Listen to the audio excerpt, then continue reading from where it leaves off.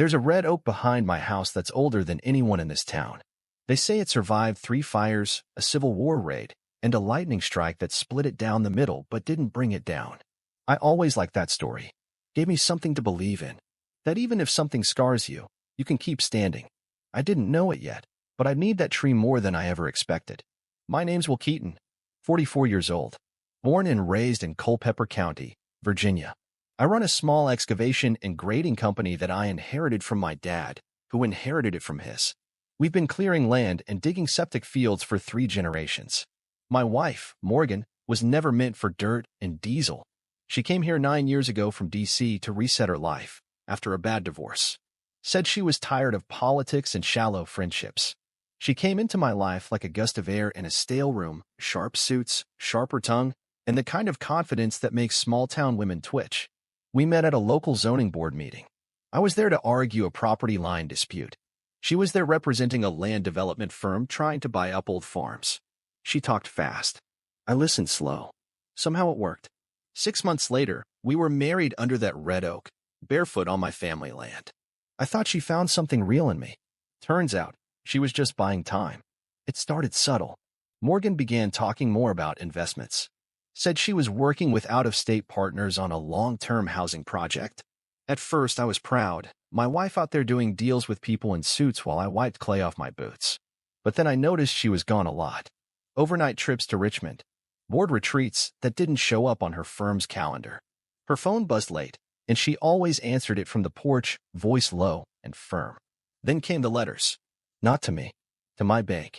The one my grandfather helped found. Requests for information on my assets. My property. Even the mineral rights to the 10 acres behind the barn, land that's been untouched for 40 years. I confronted her once. Asked why she was poking around in things I hadn't signed off on. She said she was planning for our future.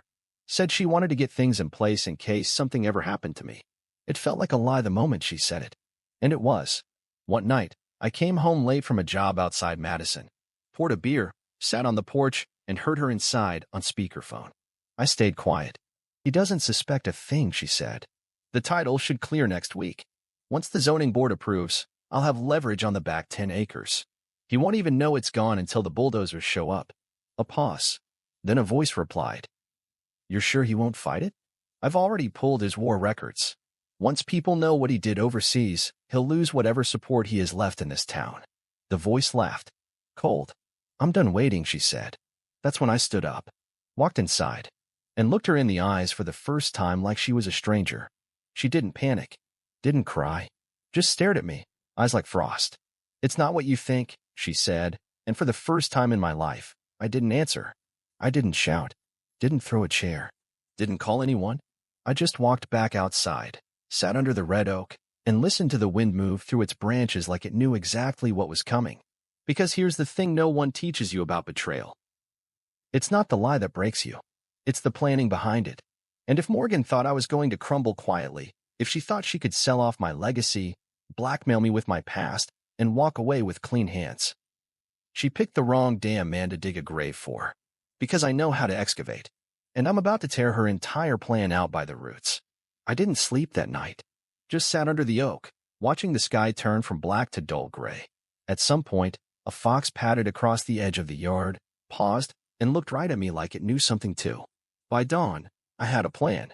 The first thing I did was visit Mason Pierce, my old friend and a real estate attorney who owed me a favor or 5.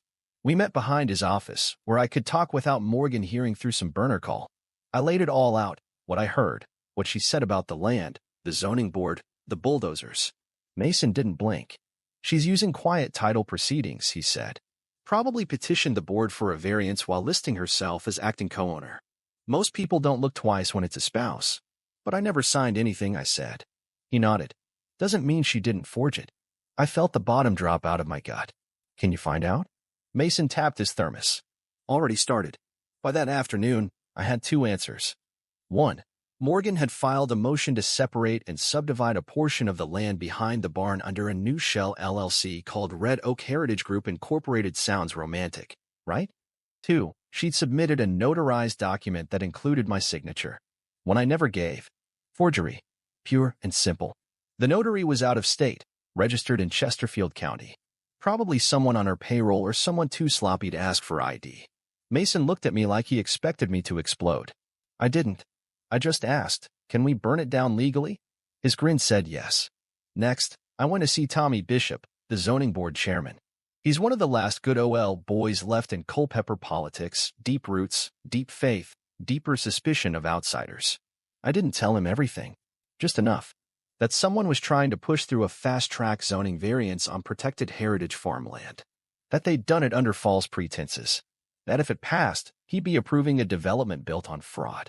He squinted at the parcel number, rubbed his chin. You saying this is your land? Will? I nodded. And she went around you? Not just around. She went through me. With a forged pin.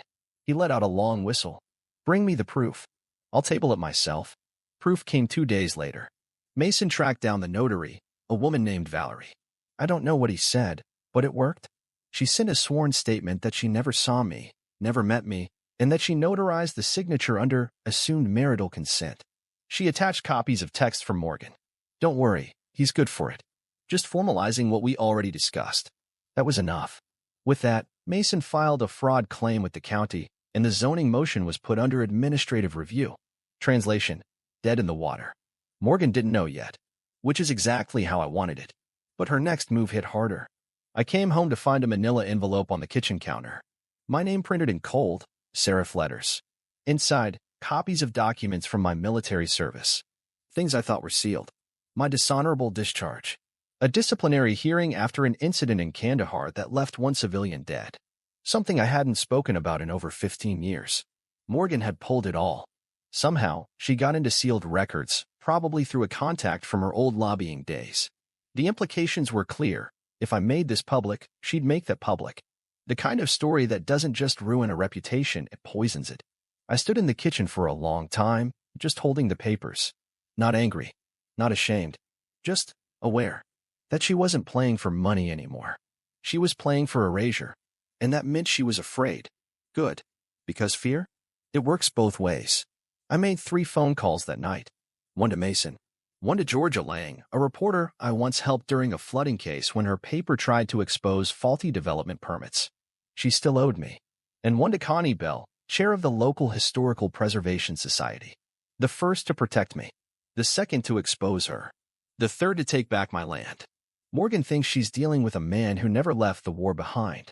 But what she doesn't know is I already made peace with my ghosts. And the only thing more dangerous than a man with a scar is a man with nothing left to hide. The story broke on a Tuesday.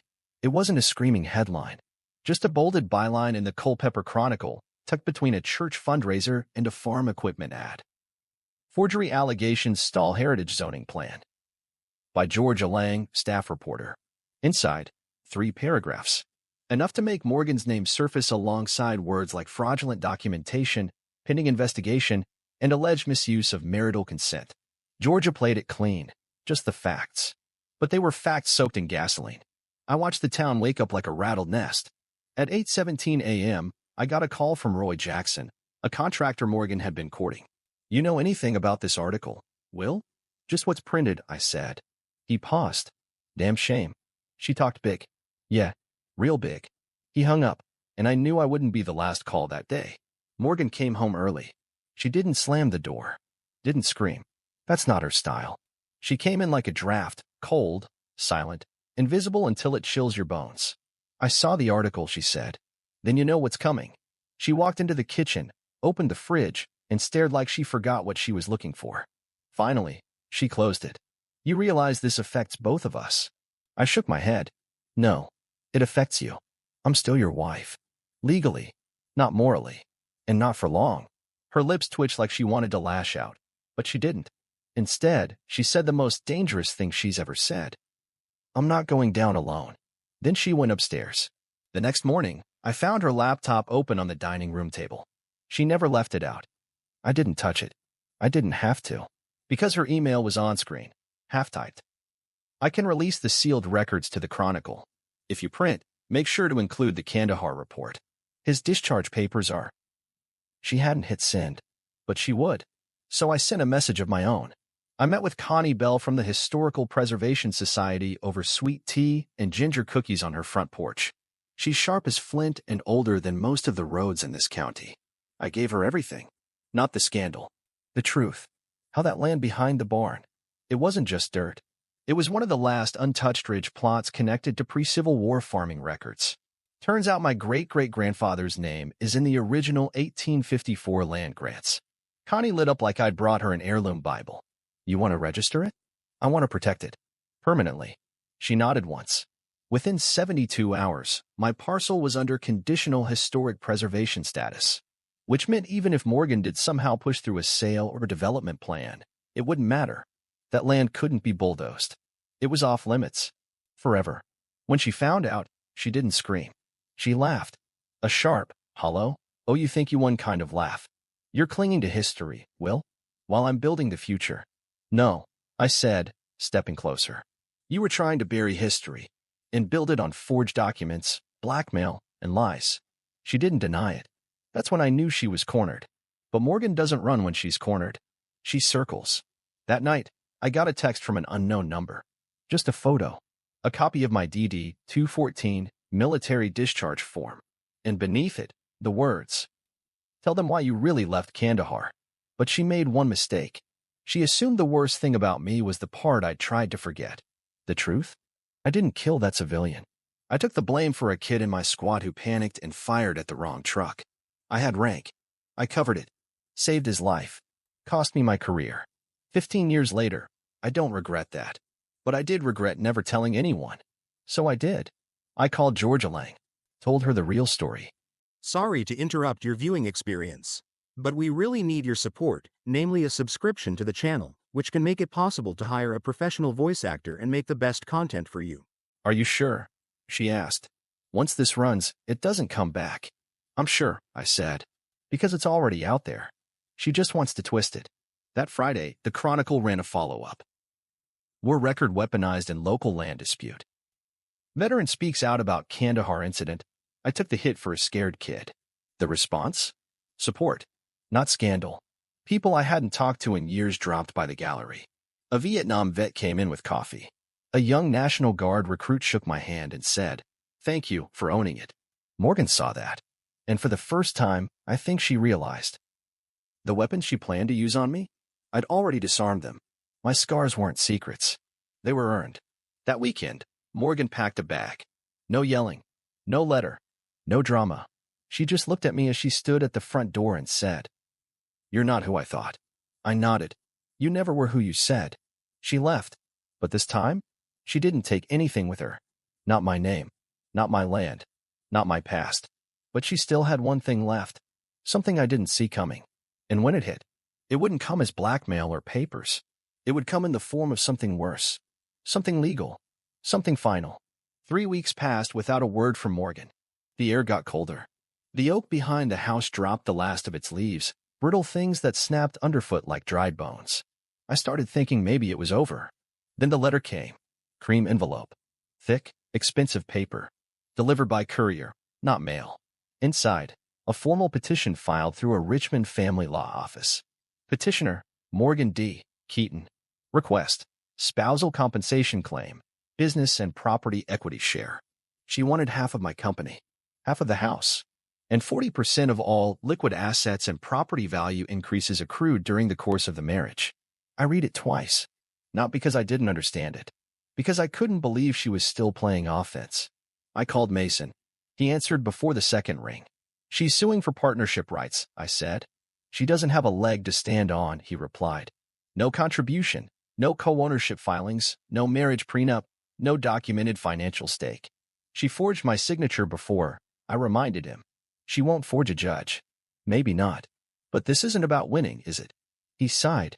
"It's about bleeding you, tying you up in court for months, draining your accounts, forcing a settlement just to get her gone." I looked out the window at the frost on the grass. "She wants me to give up." "But you're not going to," Mason said flatly. "No," I said. "I'm going to bleed her first." I met with Connie Bell again, but this time, I didn't bring tea. I brought files. All the LLCs Morgan had created, many now defunct, some still active. Records of land transfer proposals. Communications with out-of-county developers flagged for zoning violations in other parts of the state. And something else. A name. Thomas E. Larimore. He was listed on multiple development projects tied to Morgan's shell companies, but never disclosed as a financial partner. Why did that matter? Because Larimore was on the State Zoning Commission Ethics Board, a direct conflict of interest. And if proven, it wouldn't just invalidate her claim. It could get her banned from land development statewide.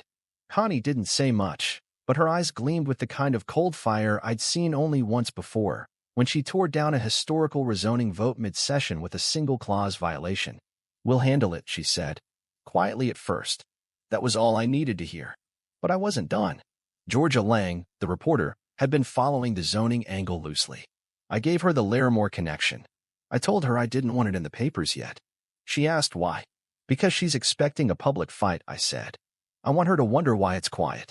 And that's exactly what happened. 5 days after the petition, Morgan's lawyer emailed an updated proposal. Less aggressive. No equity claim. No company stake. Just a fair separation of shared assets. It reeked of fear. I didn't reply. Instead, I filed a motion through Mason to initiate a fraudulent conveyance hearing seeking full legal protection of my business and land as premarital, unshared assets, citing malicious financial intent. It was a bold move. Risky, but it put her on defense, which is where she belonged. The next time I saw her, it wasn't in court.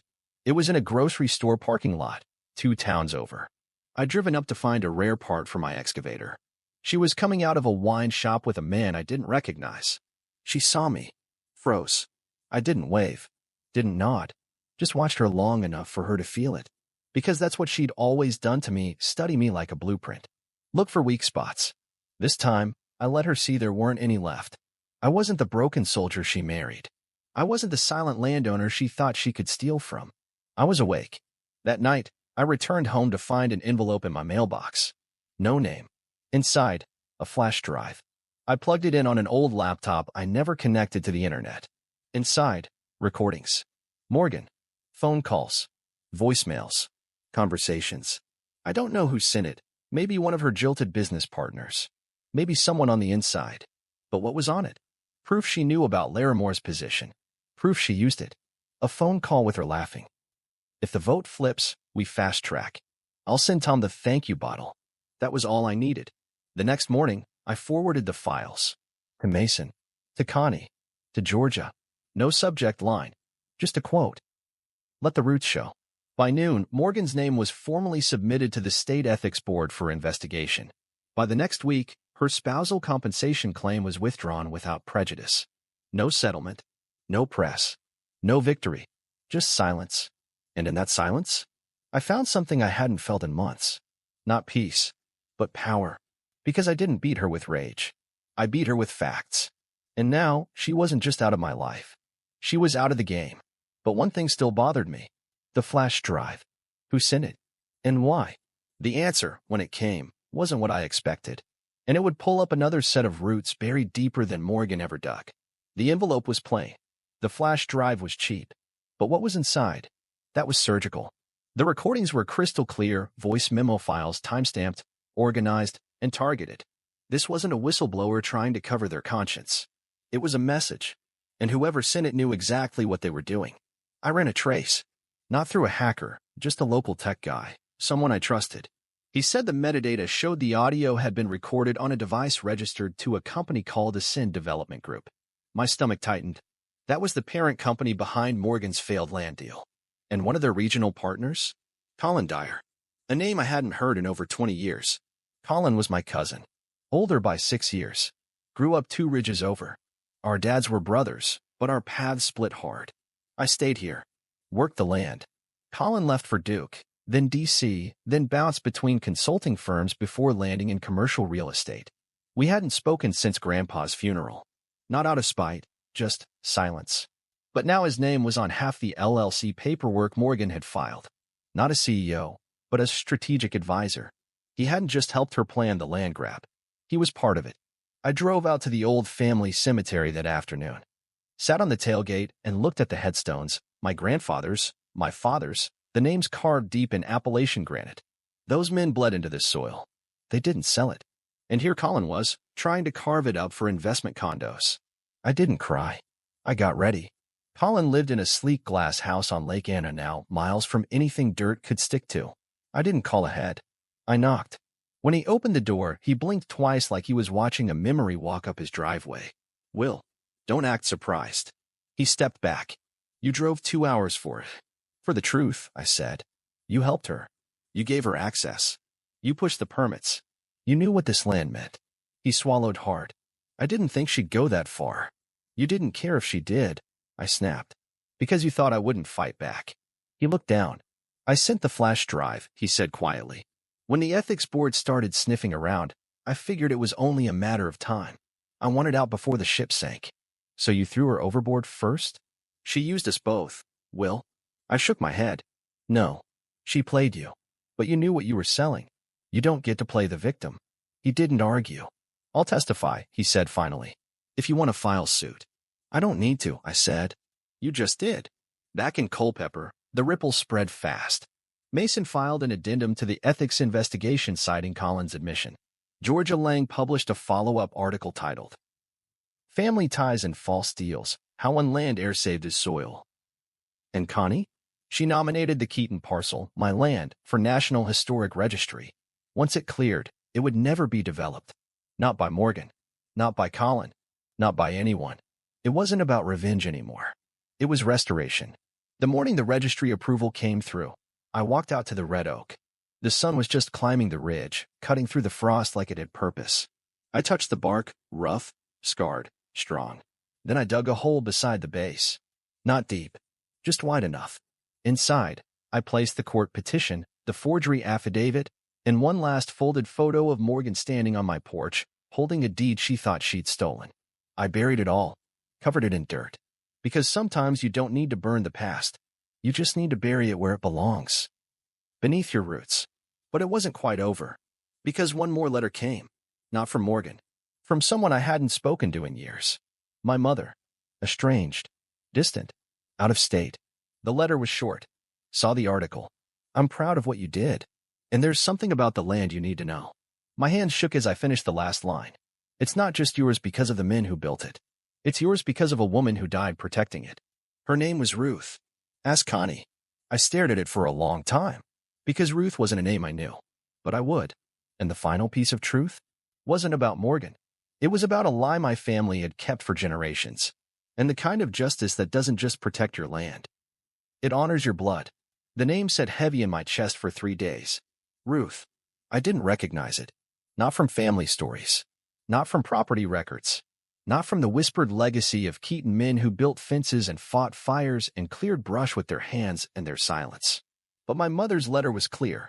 She died protecting the land. Connie knows. So I went back to the only person in this town who'd ever known more than she said. Connie Bell was waiting on her porch when I pulled in, like she'd known I was coming.